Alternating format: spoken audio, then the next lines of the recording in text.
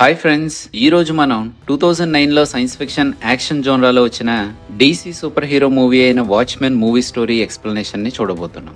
ఇది రెగ్యులర్ గా మనం చూసే ఒక villain based typical super hero movie స్టోరీలా కాకుండా మర్డర్ మిస్టరీ చుట్టూ తిరుగుతూ సూపర్ హీరోస్ వలన జియో పాలిటిక్స్ ఎలా ఎఫెక్ట్ అయినాయి, దాని వలన జరిగే రియల్ వరల్డ్ కాన్సిక్వెన్సెస్ తో ఆ ప్రపంచం ఎలా కాంప్లికేట్ అయింది అనే అంశాల చుట్టూ తిరుగుతూ original Watchmen graphic novel masterpiece adaptation గా వచ్చిన ఈ movie almost 3.5 hours run time తో చాలా లెంగ్దీగా ఉన్నప్పటికీ కామిక్స్ ని ఇష్టపడే వాళ్ళకి చాలా ఇంట్రెస్టింగ్ గా ఉంటుంది. ఎందుకంటే ఈ మూవీని డైరెక్ట్ చేసింది కూడా జాక్ స్నైడర్ కాబట్టి. మూవీ యాక్చువల్ స్టోరీలోకి వెళ్లే ముందు అసలు ఈ మూవీ దేని గురించి, దీంట్లో ఉండే క్యారెక్టర్స్ ఏంటో కాంటెక్స్ట్ ని సెట్ చేద్దాం. ఈ వాచ్మెన్ సూపర్ హీరోస్ ఉండే ఎర్త్ లైక్ ఆల్టర్నేట్ రియాలిటీలో 1940లో మినిట్ మెన్ అనే సూపర్ హీరో టీమ్ ఫామ్ అవుతుంది.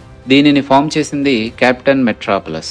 అలాగే ఈ టీంలో సిల్క్ స్పెక్టర్ 1 గా పిలువబడే సాలీ జూపిటర్, కమీడియన్ గా పిలువబడే ఎడ్వర్డ్ బ్లేక్, ఇంకా హుడెడ్ జస్టిస్, డాలర్ బిల్, మాత్ మ్యాన్, నైట్ ఓల్ 1 అనే క్యారెక్టర్స్ కూడా ఉంటాయి. వీళ్ళు క్లాసిక్ గోల్డెన్ ఏజ్ హీరోస్ అన్నమాట.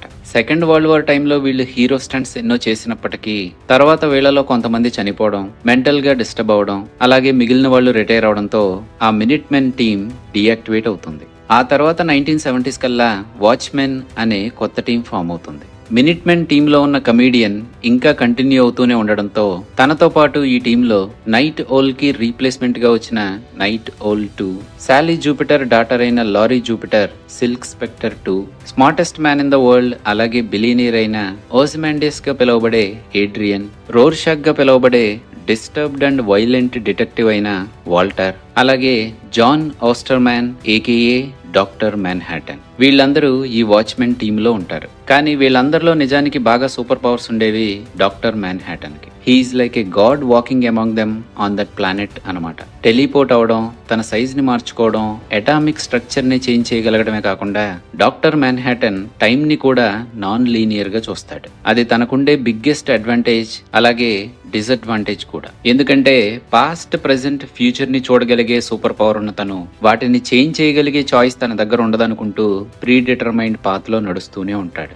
సూపర్ హీరోస్ గా వీళ్ళు చేయాలనుకుంటున్న మంచి కంటే నష్టమే ఎక్కువ జరుగుతుంది అన్నట్టుగా అల్లర్లు మొదలవుతూ ఉండడంతో 1977లో మాస్క్ వేసుకునే విజిలాంటీస్ అండ్ సూపర్ హీరోస్ ని డీకమిషన్ చేయాలి అన్నట్టుగా కీన్ యాక్ట్ అనే బిల్ పాస్ అవుతుంది. దాంతో సూపర్ హీరోస్ అందరూ ఎవరికి వారుగా రిటైర్ అయిపోయినప్పటికీ గవర్నమెంట్ కోసం పనిచేసే బ్లాక్ ఆప్స్ కిల్లర్ గా కమీడియన్, అలాగే గవర్నమెంట్ తరపున సైంటిఫిక్ ఫీల్డ్ లో రీసెర్చ్ ని కంటిన్యూ చేయడానికి డాక్టర్ మ్యాన్హాటన్, వీళ్ళిద్దరూ ఇంకా గవర్నమెంట్ కే పనిచేస్తూ ఉంటారు. ఇంకా 1985కి వచ్చేసరికి సోవియట్ యూనియన్ ఎక్కడ పడితే అక్కడ న్యూక్లియర్ టెస్టులని కండక్ట్ చేస్తూ ఉండడంతో యుఎస్ కి సోవియట్ యూనియన్ కి మధ్య అలజడి మొదలవుతూ ఉండడంతో అది ఎప్పుడు న్యూక్లియర్ వార్ కి దారితీస్తుందో తెలియదు అన్నట్టుగా పరిస్థితి చాలా ఉధృతంగా మారుతూ ఉంటుంది. అక్టోబర్ 12, 1985లో Edward Blake AKA the Comedian ఉన్న అపార్ట్మెంట్ ని చూపించడంతో మన మూవీ మొదలవుతుంది. ఎడ్వర్డ్ ప్రశాంతంగా టీవీని చూస్తూ ఉంటే ఎవరో గుర్తు తెలియని వ్యక్తి ఇంట్లోకి చొరబడి ఎడ్వర్డ్ ని కుక్కను కొట్టినట్టుగా కొట్టి తన అపార్ట్మెంట్ విండోలో నుంచి కిందకి తోసి చంపేస్తాడు. ఎడ్వర్డ్ బ్లేక్ కమీడియన్ అన్నట్టుగా ప్రపంచానికి తెలియకపోవడంతో అది ఒక నార్మల్ రాబరీనేమో అన్నట్టుగా పోలీస్ ఇన్వెస్టిగేట్ చేస్తూ ఉంటే సూపర్ హీరోస్ టీం అంతా డీకమిషన్ అయిపోయినప్పటికీ తను ఒక డిటెక్టివ్ గానే కంటిన్యూ అవుతున్న రోర్షాక్ ఆ అపార్ట్మెంట్ లోకి బ్రేక్ ఇన్ అయి కమీడియన్ చనిపోయాడని తెలుసుకుంటాడు. వాచ్మెన్ టీంలో నైట్ ఓల్ 2 అయిన డేనియల్ తను విజిలాంటీగా మారడానికి తనకి ఇన్స్పిరేషన్ అయిన నైట్ ఓల్ 1 అయిన హాలిస్ ని కలిసి ఇంటికి తిరిగి వస్తాడు. తన కోసమే అక్కడ ఎదురు చూస్తున్న రోర్షాక్ కమీడియన్ ని ఎవరో చంపేశారని చెప్పడంతో డేనియల్ మాత్రం తను సర్ప్రైజ్ అవ్వలేదని, కమీడియన్ ఒక సైకోపాత్ లాంటి వాడని, అలాగే తను గవర్నమెంట్ కోసం బ్లాక్ ఆప్స్ టీం మెంబర్ గా వర్క్ చేస్తూ ఉండడంతో పొలిటికల్ గా తనని ఎవరైనా చంపేసి ఉంటారు అని డేనియల్ అంటాడు. రోర్షాక్ మాత్రం ఒకవేళ అలా కాకపోతే వాచ్మెన్ టీమ్ లో విజిలాంటీస్ గా పనిచేసి రిటైర్ అయిన మనందరి మీద ఒకళ్ళ తర్వాత ఒకళ్ళని లేపేయాలి అన్నట్టుగా ఎవరైనా అటాక్ చేస్తూ ఉండుండొచ్చు అని డేనియల్ తో చెప్తూ, మనలో ఒకరి మీద అటాక్ చేస్తే మనందరి మీద అటాక్ చేసినట్టే, ఇదెవరు చేస్తున్నారో కనుక్కోవడానికి ప్రయత్నిద్దాం అని రోర్షాక్ అంటే డేనియల్ మాత్రం నువ్వు ఎక్కువగా ఆలోచించొద్దని చెప్తాడు. రోర్షాక్ అక్కడి నుంచి వెళ్ళిపోయిన తర్వాత డేనియల్ వాచ్మెన్ టీం డీకమిషన్ అయిన తర్వాత తన సూపర్ హీరో ఐడెంటిటీని రివీల్ చేసిన ఏడ్రియన్ ఏకేఏ ఓజిమాండియస్ దగ్గరికి వెళ్లి ఎవరో కావాలని కమెడియన్ ని చంపేశారని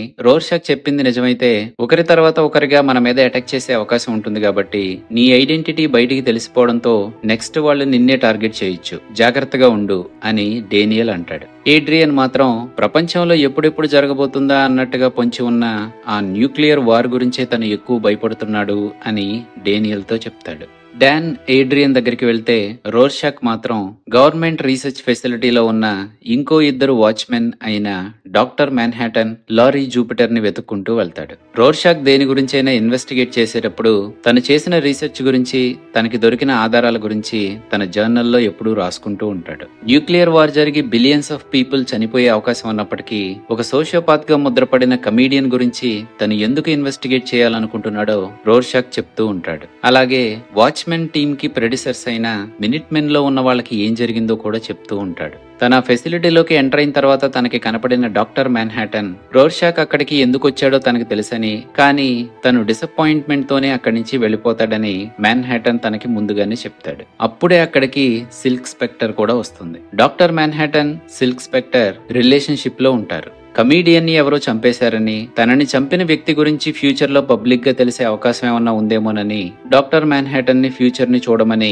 రోర్షాక్ అడుగుతాడు. మ్యాన్హాటన్ మాత్రం తనలా ఫ్యూచర్ ని చూడలేకపోతున్నాడని, దానికి కారణం ఫ్యూచర్ లో జరగబోయే న్యూక్లియర్ వార్ అయ్యుండొచ్చని తను అంటాడు. రోర్షాక్ ఇంకా ఏదో అడగాలి అనుకునే లోపే తన పనిలో బిజీగా ఉన్న డాక్టర్ మ్యాన్హాటన్ తనని ఆ ఫెసిలిటీలో నుంచి బయటికి వెళ్లిపోయేలా టెలిపోర్ట్ చేస్తాడు. జాన్ ఏకేఏ డాక్టర్ మ్యాన్హాటన్, లోరీ రిలేషన్షిప్ లో ఉన్నప్పటికీ జాన్ ఎప్పుడు తన పనిలోనే నిమగ్నమై ఉండటంతో వాళ్ళిద్దరి మధ్య ఉన్న రిలేషన్షిప్ ఎప్పుడు బ్రేక్ అయిపోదామా అన్నట్టుగా ఉంటుంది. టైం ని నాన్ లీనియర్ గా చూసే సూపర్ పవర్ ఉన్న డాక్టర్ మ్యాన్హాటన్ తను లోరీకి కావాల్సిన అటెన్షన్ ని ఇవ్వకపోతూ ఉండడంతో తన వర్క్ కలీగ్ అలాగే తన ఫ్రెండ్ అయిన డాన్ కి తను కాల్ చేయబోతుందని, తన అలా డాన్ తో కలిసి డిన్నర్ కి వెళ్దాం అనుకున్నప్పటికీ తను ఫీల్ అవ్వడని చెప్తాడు. డాక్టర్ మ్యాన్హాటన్ రియాలిటీ నుంచి డిస్కనెక్ట్ అవ్వకుండా ఉండటానికి అన్నట్టుగా గవర్నమెంట్ పేరోల్లోనే తనతో పాటు రిలేషన్షిప్ లో ఉంటూ అదే ఫెసిలిటీలో ఉంటున్న లారీ ఎప్పటి నుంచో తను ట్రాప్ అయిపోయాను అన్నట్టుగా ఫీల్ అవుతూ ఉండడంతో జాన్ తనకిప్పుడు ఒక ఐడియా ఇవ్వడంతో డాన్ కి కాల్ చేస్తుంది. దాంతో చాలా కాలం తర్వాత కలుసుకున్న వాళ్ళిద్దరూ డిన్నర్ కి వెళ్తారు. లోరీ డాన్ తో తొందరలోనే న్యూక్లియర్ హాలోకాస్ట్ జరిగే అవకాశం ఉందని డాక్టర్ మ్యాన్హాటన్ తనతో చెప్పాడని డాన్ తో చెప్తుంది. ఆ తర్వాత కమెడియన్ ఫ్యూనరల్ కి వాచ్మెన్ లో ఉన్న టీం మెంబర్స్ చాలా మంది అక్కడికి వస్తారు. ఫ్యూనరల్ కి వచ్చిన టీం మెంబర్స్ లో ఉన్న వాళ్ళు కమెడియన్ తో వాళ్ళకున్న పాస్ట్ ఎక్స్పీరియన్సెస్ ని రికలెక్ట్ చేసుకుంటూ ఉంటారు. 1970s లో వియత్నాం వార్ లో డాక్టర్ మ్యాన్హాటన్ కమీడియన్ తో కలిసి పాల్గొనడంతో డాక్టర్ మ్యాన్హాటన్ ఇన్వాల్వ్ అయిన ఒక వారం తర్వాత ఆ వార్ అయితే ఎండ్ అయిపోతుంది గాని ఆ వార్ లో డాక్టర్ మ్యాన్హాటన్ చూస్తూ ఉండగానే కమీడియన్ చెయ్యకూడని అరాచకాలెన్నో చేస్తాడు. తను ఒక ప్రెగ్నెంట్ లేడీని చంపేసినప్పటికీ డాక్టర్ మ్యాన్హాటన్ దానిని కూడా చూస్తూ ఉంటాడే తప్ప ఆపడు.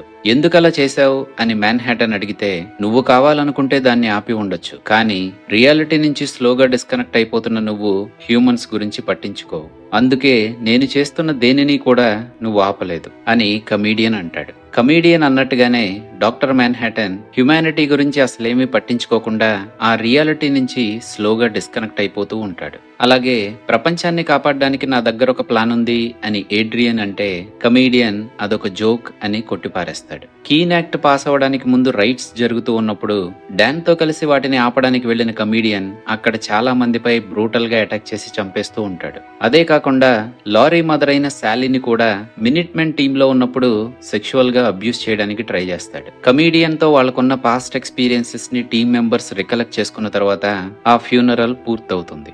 అక్కడికి వచ్చిన వాళ్ళందరూ ఎవరికి వారుగా వెళ్లిపోయిన తర్వాత ఒక గుర్తు తెలియని వ్యక్తి కమీడియన్ గ్రేవ్ దగ్గరికి వచ్చి తన సంతాపాన్ని తెలియజేసి వెళ్లిపోతాడు. అలాంటి క్లూ కోసమే అక్కడ డిస్గైస్ లో ఎదురు చూస్తున్న రోర్షాక్ అతన్ని ఫాలో అవుతూ తన అపార్ట్మెంట్ కి వెళ్లి తన మీద అటాక్ చేస్తాడు. కమీడియన్ గ్రేవ్ యార్డ్ కి వచ్చిన ఆ వ్యక్తి మూలాక్ అనే రైవల్ క్రైమ్ గ్యాంగ్ మెంబర్ కి సంబంధించిన వ్యక్తి. తను అసలు గ్రేవ్ యార్డ్ లో ఏం చేస్తున్నాడు అని రోర్షాక్ అడిగితే తనకి కమీడియన్ ఎవరో తెలుసని, చనిపోవడానికి ముందు ఎడ్వర్డ్ తన ఐడెంటిటీని రివీల్ చేసి చేస్తూ తనతో మాట్లాడాడని, ఆ రోజు రాత్రి తన ఇంట్లో తనని కలిసిన ఎడ్వర్డ్ తనని చంపేస్తాడేమో అని ములాక్ అనుకుంటే, దేని గురించో భయపడుతున్న ఎడ్వర్డ్ తన పేరు కూడా ఒక లిస్ట్ లో ఉందని చెప్తూ, తను ఇంతకు ముందు చాలా అరాచకాలు చేసినప్పటికీ ఇప్పుడు జరగబోతున్నది చాలా దారుణమని ఏడుస్తూ అక్కడి నుంచి వెళ్లిపోయాడని మోలక్ రోర్షాక్ తో చెప్తూ, ఎడ్వర్డ్ అసలు తనతో దేని గురించి మాట్లాడడానికి ప్రయత్నించాడో కూడా తనకి తెలియదని, అలాగే తనకి క్యాన్సర్ ఉందని మోలక్ రోర్షాక్ తో చెప్తాడు. ఇది ఇలా ఉంటే జాన్ తనని పూర్తిగా ఇగ్నోర్ చేస్తున్నాడు అనుకుంటున్న లోరీ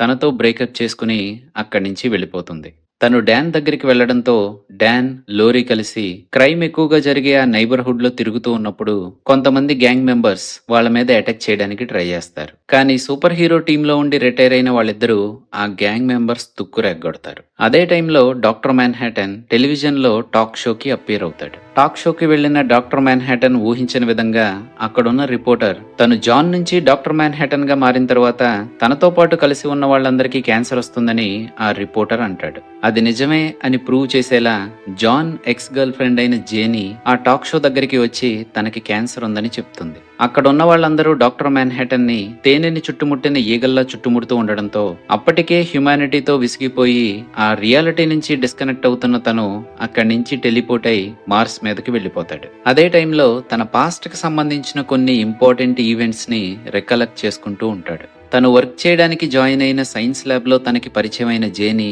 తనకి గర్ల్ ఫ్రెండ్ గా మారి తనతో రిలేషన్షిప్ లోకి దిగిన ఒక 1 month తర్వాత జాన్ కి ఊహించని విధంగా సైన్స్ ల్యాబ్ లో ఒక యాక్సిడెంట్ జరుగుతుంది. మ్యాటర్ ని సబాటమిక్ లెవెల్లో డిసెసెంబుల్ చేసే ఇంట్రిన్సిక్ ఫీల్డ్స్ ఎక్స్పెరిమెంట్ జరిగే ఛాంబర్ లో తను ట్రాప్ అయిపోవడంతో తన బాడీ పూర్తిగా డిసింటిగ్రేట్ అయిపోతుంది. దాంతో ఒక cosmic entity level super powers ని పొందిన జాన్ తనకి నచ్చినట్టుగా తన బాడీని రీఅసెంబుల్ చేసుకుని హ్యూమన్ ఫామ్ ని పొందుతాడు. కానీ ఒక హ్యూమన్ నుంచి సూపర్ పవర్స్ ఉన్న ఎంటిటీగా తను ట్రాన్స్ఫార్మ్ అయిపోవడంతో కొంతకాలానికి జేనీతో తనకున్న రిలేషన్షిప్ బ్రేక్ అయిపోతుంది. తరువాత వాచ్మెన్ టీమ్ ఫామ్ అయినప్పుడు మొట్టమొదటిసారిగా తను లారీని కలవడంతో తనకి లారీకి మధ్య ప్రేమ చిగురిస్తుంది. టైం ని నాన్ లీనియర్ గా చూసే సూపర్ పవర్ ఉన్న జాన్ కొంతకాలానికి లారీతో కూడా తన రిలేషన్షిప్ బ్రేక్ అయిపోతుందని తనకి ముందే తెలిసినప్పటికీ ఒక ప్రీ డిటర్మైన్డ్ పాత్ లో నడవడం తప్ప తనకి వేరే చాయిస్ లేదు అనుకుంటున్న తను లారీకి దగ్గరవుతాడు. ఇప్పుడు లారీతో తనకి బ్రేకప్ అవడంతో తనకి హ్యుమానిటీకి ఎలాంటి సంబంధం లేదు అనుకుంటున్న తను మార్స్ మీదకి వెళ్లి ఎర్త్ మీద జరుగుతున్న దాని గురించి పూర్తిగా మర్చిపోతాడు. డాక్టర్ మ్యాన్హాటన్ ఇప్పుడు ఎర్త్ మీద లేకపోవడంతో సోవియట్ యూనియన్ వాళ్ళ మీద అటాక్ చేస్తుందేమో అని భయపడుతున్న యుఎస్ ఒక 1 వారం రోజుల్లో వాళ్లే ముందు అటాక్ చేద్దామని డిసైడ్ అవుతూ దానికి కావలసిన సన్నాహాలు మొదలు పెడుతూ ఉంటారు. ఇదే టైంలో తన ఆఫీస్ లోనే ఏడ్రియన్ పై అటాక్ జరుగుతుంది. తన మీద అటాక్ చేయడానికి వచ్చిన అతని గురించి డీటెయిల్స్ తెలుసుకోవడానికి ఏడ్రియన్ ట్రై చేసినప్పటికీ అతను సూసైడ్ పిల్ తీసుకోవడంతో చనిపోతాడు. ఇదిలా ఉంటే రోర్షాక్ తన మన అనే భేదం లేకుండా అందరి మీద అనుమానపడుతూ కమీడియన్ చంపిన వ్యక్తి గురించి తెలుసుకోవడానికి ఇన్వెస్టిగేషన్ చేస్తూనే ఉంటాడు. అదే టైంలో తను మళ్లీ తిరిగి మోలక్ దగ్గరికి వెళ్తే తన అపార్ట్మెంట్ లోనే తను చనిపోయి ఉంటాడు. మోలక్ ని ఎవరు చంపేశారు అని రోర్షాక్ తెలుసుకునే లోపే ఆ అపార్ట్మెంట్ బయట ఉన్న పోలీస్ రోర్షాక్ ని సరెండర్ అవ్వమని వార్న్ చేస్తూ ఉంటారు. అదంతా ఒక సెటప్ అని, తను అరెస్ట్ అవ్వాలని ఎవరో అనుకుంటూ తనని ట్రాప్ చేశారని రోర్షాక్ తెలుసుకుని తనని పట్టుకెళ్లడానికి వచ్చిన పోలీస్ మీద తను అటాక్ చేసినప్పటికీ తను అరెస్ట్ అవుతాడు. దాంతో తన ఐడెంటిటీ రివీల్ అయి వాల్టరే రోర్షాక్ అని ప్రపంచానికి తెలిసిపోతుంది. తనపై జరుగుతున్న ఇంటరాగేషన్ టైంలో తన సైకలాజికల్ ప్రొఫైల్ ని ఎవాల్యుయేట్ చేయడానికి వచ్చిన డాక్టర్ తనని కొన్ని ప్రశ్నలు అడుగుతూ ఉన్నప్పుడు అప్పటి వరకు తనకు సంబంధించిన ఐడెంటిటీని సీక్రెట్ గా దాచుకున్న రోర్షాక్ తన చైల్డ్హుడ్ లో తనకి జరిగిన కొన్ని ట్రమాటిక్ ఇన్సిడెంట్స్ గురించి ఆ డాక్టర్ కి చెప్తూ తన జీవితంలో తనకి జరిగిన అనుభవాల వల్లనే తను బ్రూటల్ గా రోర్షాక్ లా మారాడు అని డాక్టర్ కి చెప్తాడు.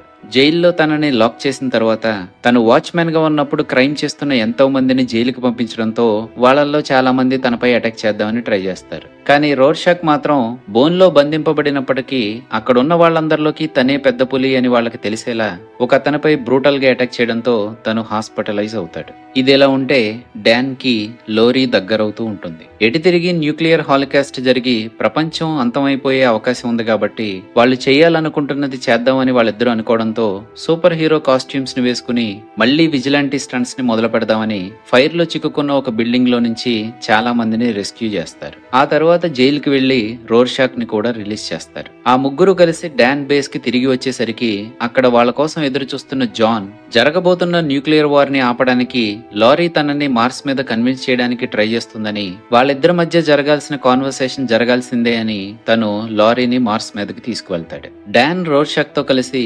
ఇన్వెస్టిగేషన్ కంటిన్యూ చేద్దామని డిసైడ్ అవడంతో వాళ్ళిద్దరూ కలిసి ఏడ్రియన్ పై అటాక్ చేసిన వ్యక్తి గురించి తెలుసుకోవడానికి చేసిన ప్రయత్నంలో జాన్ ఎక్స్ గర్ల్ ఫ్రెండ్ అయిన జేనీనే ఆ అసాసిన్ ని హైర్ చేసుకోవడానికి ట్రై చేసిందని తెలుసుకుంటారు. అదే టైంలో డాన్ ఊహించిన విధంగా తన మెంటర్ అయిన హాలిస్ ఏకేఏ నైటోల్ 1 ని ఆ నైబర్హుడ్ లో ఉండే క్రైమ్ గ్యాంగ్ మెంబర్స్ కొంతమంది చంపేశారని తెలుసుకుంటాడు. వాళ్ళిద్దరూ కలిసి ఇన్వెస్టిగేషన్ ని కంటిన్యూ చేస్తూనే ఉండడంతో మాలక్, జేనీ, ఏడ్రియన్ ని చంపడానికి ప్రయత్నించిన అసాసిన్ అందరూ పిరమిడ్ అనే ఒక కంపెనీకి వర్క్ చేస్తూ ఉంటారని తెలుసుకుంటారు. అలాగే ఏడ్రియన్ కంప్యూటర్ లోకి బ్రేక్ ఇన్ అవ్వగలిగిన డాన్ ఏడ్రియన్ కంపెనీ పిరమిడ్ కి కావాల్సిన ఫండ్స్ ఇస్తూ ఉందని తెలుసుకుంటాడు. దాంతో ఇప్పటి వరకు జరిగిన వాటన్నిటికీ ఏడ్రియనే కారణం అని వాళ్ళకి తెలియడంతో అంటార్కిటికాలో ఏర్పాటు చేయబడిన రీసెర్చ్ ఫెసిలిటీలో తను ఉన్నాడని తెలుసుకుని వాళ్ళిద్దరూ అక్కడికి బయలుదేరతారు. ఇదే టైంలో మార్స్ మీద జాన్ తో మాట్లాడుతున్న లారీ, జాన్ హ్యుమానిటీతో కనెక్ట్ అయి ఉండడానికి ఏకైక లింక్ లా ఉన్న లారీ ఇప్పుడు డాన్ తో ఉంటుంది కాబట్టి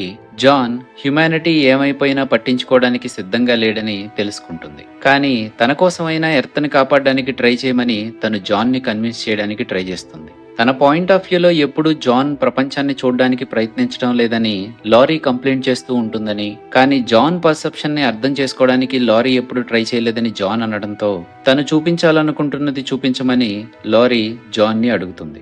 దాంతో తను దాచేసుకున్న మెమరీస్ అన్నిటినీ తిరిగి తనకి గుర్తు చేసేలా జాన్ చేయడంతో లారీకి కమీడియన్ తన ఫాదర్ అని తెలుస్తుంది. దాంతో లారీ అప్సెట్ అవడంతో జాన్ తన కోసం ప్రపంచాన్ని సేవ్ చేయడానికి ట్రై చేస్తానని చెప్తాడు. ఇదే టైంలో అంటార్కిటికాలోనే ఏడ్రియన్ ఫెసిలిటీకి చేరుకున్న వాళ్ళిద్దరూ ఏడ్రియన్ ని కన్ఫ్రంట్ చేస్తారు. అప్పటి వరకు తన రీసెర్చ్ ని కంటిన్యూ చేయడానికి ఉపయోగపడిన తన టీం అయిన డాక్టర్స్ ని ఏడ్రియన్ చంపేస్తాడు. అలాగే రోర్షాక్ అండ్ డాన్ తో తనే కమీడియన్ ని చంపేశాడని, తను చేస్తున్న దాని గురించి కమీడియన్ బయటికి చెప్పేలా బ్రేక్ డౌన్ అవుతూ ఉండడంతో తనని దారిలో నుంచి తప్పించాడని ఏడ్రియన్ చెప్తాడు. అదే కాకుండా ఏడ్రియన్ తన మాస్టర్ ప్లాన్ గురించి వాళ్ళకి వివరిస్తూ న్యూక్లియర్ వార్ జరిగి ప్రపంచం అంతమైపోయే పరిస్థితి ఏర్పడుతుంది కాబట్టి అది జరగకుండా ఉండేలా న్యూక్లియర్ వెపన్స్ ని లాంచ్ చేయగలిగే సూపర్ పవర్ కంట్రీస్ అయిన యుఎస్ అండ్ సోవియట్ యూనియన్ ఒకటితో ఒకటి కొట్టుకోకుండా వాళ్ళిద్దరికీ ఒక కామన్ ఎనిమీని తను క్రియేట్ చేయగలిగితే జరగబోతున్న న్యూక్లియర్ వార్ ని తను ఆపగలడని,